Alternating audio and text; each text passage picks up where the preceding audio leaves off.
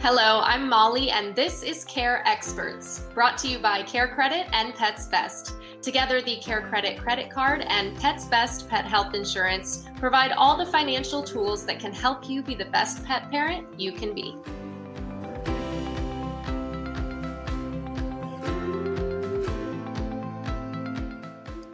Today, we are talking all things cats and hairballs. And joining us to explain all things hairballs is Dr. Ayeley Okine from the Safe Hello. Veterinary Centers in San Francisco, California. Thank you so much for joining us. Thank you. I'm so happy to be here. How are you doing?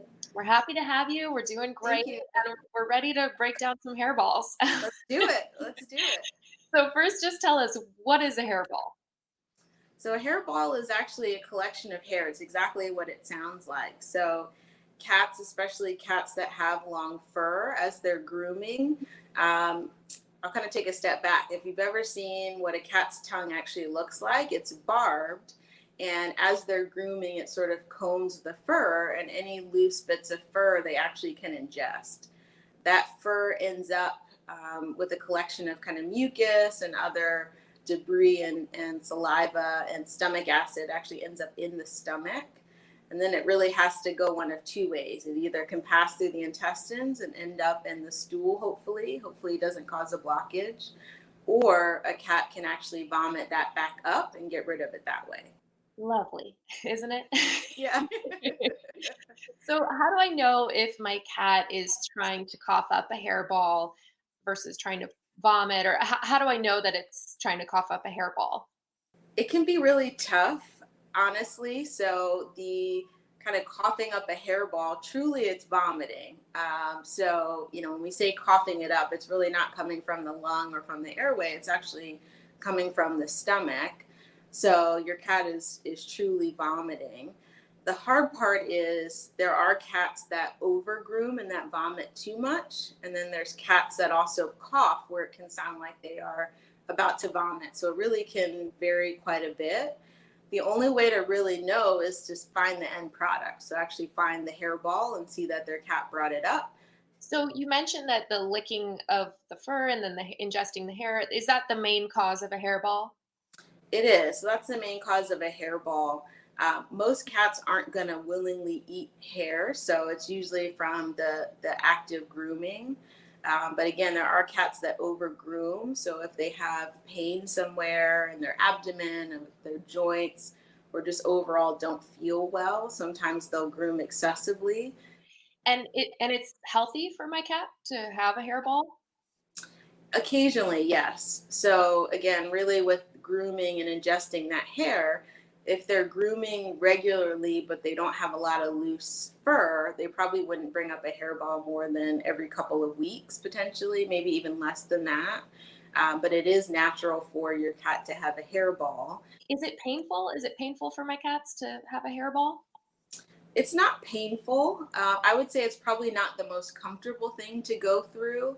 If you've ever vomited, as gross as that sounds to have to bring up, it's not a pleasant experience, but it doesn't typically hurt. And typically with these hairballs, they're so well coated with material like mucus, it comes up pretty quickly. So it's usually not painful, but it might be a little bit uncomfortable. It's not pleasant for your cat to go through, but it's a lot easier to come up that way than it is to potentially go the other way and get stuck. If if a hairball is, maybe you have a cat that's over grooming, or is there any scenario in which a hairball could harm or kill a cat? It's possible. So what some owners will do is actually give medications or supplements is probably the better term that helps to kind of lubricate the hairball to help facilitate it either coming up from the mouth or for it to pass through the intestine. So there are some products that you can use to kind of help lubricate it. I would only probably do those things if your pet has an issue with hairballs where it's taking longer to come up, or there's any sort of discomfort associated with it. But yes, there are situations, and especially in my practice where I'm doing a lot of ultrasounds for my own patients and for the emergency service, I found quite a bit of hairballs stuck in the intestine that are actually causing a blockage. So there is that chance that if a hairball gets big enough and it doesn't come up from the mouth through the act of vomiting, that it could potentially get stuck in the intestines and be life-threatening. So that would be a scenario where I would expect that that cat would have abdominal pain, be hunched, be vomiting, not have any interest in food, not have any interest in engaging with the owner or the family. So if your cat is really sick, vomiting, not producing much stool because not much is going to get by this thing, that would be a scenario where I would get your cat to a vet right away. And if your vet's not open, then an emergency service. That would be very scary. And is Yeah. that also a scenario in which, when would be the point where a hairball would have to be removed from the cat? And if so, how would that be done? So typically, if it's stuck in the intestines, unfortunately, the only way of getting it out would be a surgery. So if it's causing a blockage, and we often can see that on an X-ray and ultrasound, where there's some foreign material, some material that doesn't look like it's food in the intestines, and then dilation, so lots of fluid behind it. That would be a scenario where surgery would be our only option to really save your pet.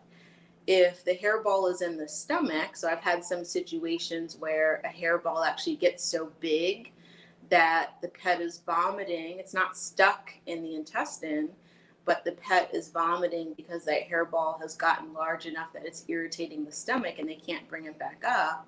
That's where the endoscopy comes in. And again, that's one of my favorite things to do, but we can actually, under general anesthesia, use our camera to go in through the mouth into the stomach and retrieve that hairball with some tools. Wow, that's amazing. So if you see something wrong or feel like your cat ate something, the sooner you can get them to the vet, the better. Absolutely, absolutely. And at the very least, even if there's nothing stuck, being nauseous, vomiting, not feeling good, also not comfortable for your cat. So getting your cat to the vet where we can provide some supportive treatments to get your cat feeling better, I think that's always the best policy. Might as well head something off before it becomes major and they have to be actually hospitalized. Absolutely. So is there any kind of diet, like does wet food help to, prevent hairballs getting stuck, or does any kind of diet help with hairballs?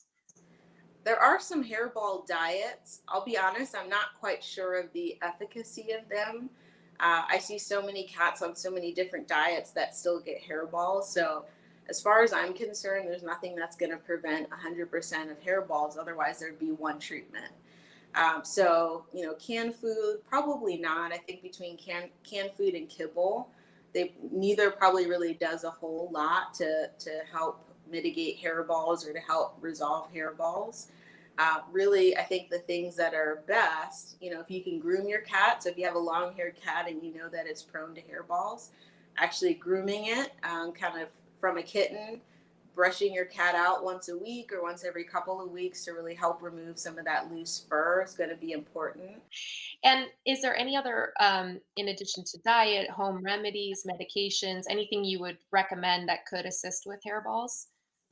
Yeah, so there's a couple of different supplements like Laxatone, and there's different hairball products. I can't think of the names off the top of my head, but they're more of a kind of petroleum or mineral oil based gels that have flavoring. So usually the cats want to eat it. And then as it kind of passes down into the stomach, it helps to lubricate everything to make passage of the hairballs a lot easier. So that's probably the best thing to do, especially if you know that your cat is prone to hairballs. There are those supplements, and you can actually go on, websites, pet product websites, or again, talk to your vet about those products. Thank you. And Dr. Ayeley Okine, thank you so much for breaking down in a professional way all things hairballs. We really appreciate it. Absolutely. No, my pleasure. Thank you for having me.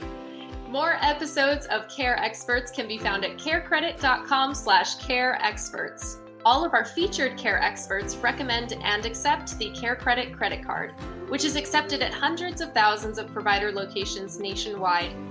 For more information on how Pets Best Pet Insurance can cover up to 90% of your pet's unexpected eligible veterinary expenses, visit petsbest.com. Or for more information on the CareCredit credit card, go to carecredit.com. Thanks for joining us on Care Experts with CareCredit. If you enjoyed this episode, please subscribe and share with friends and family. And stay tuned for new episodes every week. All information, opinions, and recommendations discussed in this episode are for your information only. We believe the information sources are generally reliable, but because of possible human or mechanical error by the sources, Synchrony or its affiliates, including CareCredit, does not provide warranty to the accuracy, quality, or completeness of the information or any results obtained from it. Any statement or opinions in this episode are the doctor's alone, and included data was current to the time of creating this episode. Please consult your own advisors before using any of this information. Pet insurance coverage offered and administered by Pets Best Insurance Services, LLC, is underwritten by American Pet Insurance Company, a New York insurance company headquartered at 6100 4th Avenue South, Suite 200, Seattle, Washington, 98108, or Independence American Insurance Company, a Delaware insurance company located at 11333 North Scottsdale Road, Suite 160, Scottsdale, Arizona, 85254. Pets Best Insurance Services, LLC, California agency number 0F37530, is a licensed insurance agency located at 10840 Ballantyne Commons Parkway, Charlotte, North Carolina 28277. Each insurer has sole financial responsibility for its own products. Please refer to your declarations page to determine the underwriter for your policy. Terms and conditions apply. See your policy for details.